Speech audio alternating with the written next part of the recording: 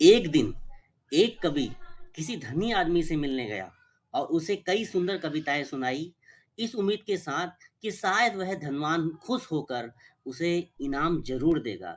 लेकिन वह धनवान भी महाकंजूस था। बोला, तुम्हारी कविताएं सुनकर दिल खुश हो गया। तुम कल फिर आना, कल शायद अच्छा इनाम मिलेगा। ऐसे अल्पना करता हुआ वह कभी घर पहुंचा और सो गया। अगले दिन वह फिर उस धनवान की हवेली जा पहुंचा। धनवान बोला, सुनो कवि महाशय, जैसे तुमने मुझे अपनी कविताएं सुनाकर खुश किया, उसी तरह मैं भी तुमको बुलाकर खुश हूँ। तुमने मुझे कल कुछ भी नहीं दिया, इसलिए मैं भी कुछ नहीं दे रहा हूँ। हिसाब बराबर हो गया। यह सुनकर कवि बहुत ही उदास हो गया और उसने अपनी आप बीती अपने मित्र को जाकर सुनाई। और उसके मित्र ने यह बात बीरबल को बता दी। बीरबल ने उससे कहा, अब मैं जैसा कहता हूँ तुम वैसा करो। तुम उस धर्मांध व्यक्ति से मित्रता करो और उसे अपने घर खाने पर बुलाओ। हाँ, अपने कवि मित्र को भी बुला लेना। उसको बुलाना बिल्कुल मत भूलना। मेरी बात तो अलग है, मैं तो वहां मौजूद ही रहूंगा। कुछ दिनों बाद बीरबल की योजना अनुसार कवि के मित्र के घर पर दोपहर के भोजन का कार्यक्रम किया गया। नियम के अनुसार धनवान व्यक्ति भी अपने टाइम पर पहुंच गया।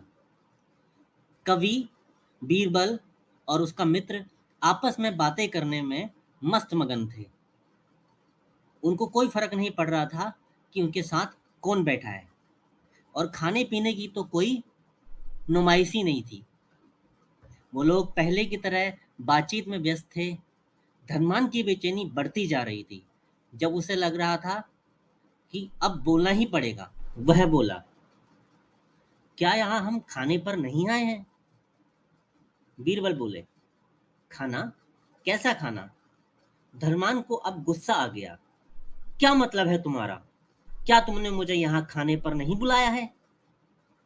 खाने का कोई निमंत्रण नहीं था। यह तो आपको खुश करने के लिए खाने पर आने को कहा गया था। यह जवाब बीरबल ने दिया। धनवान का पारा सातवें आसमान पर चढ़ गया। क्रोधित स्वर में बोला, यह सब क्या है? इस तरह किसी इज्जतदार आदमी को बेइज्जत करना ठीक नहीं है। तुमने मुझे धोखा दिया है। अब बीरबल हंसता हुआ बोला, यदि मैं कहूं कि इसमें कुछ गलत नहीं है, तुमने इस कवि से यही कहकर धोखा किया था, ना कि कल आना, सो मैंने भी कुछ ऐसा ही किया। तुम जैसे लोगों के साथ ऐसा ही व्यवहार करना चाहिए।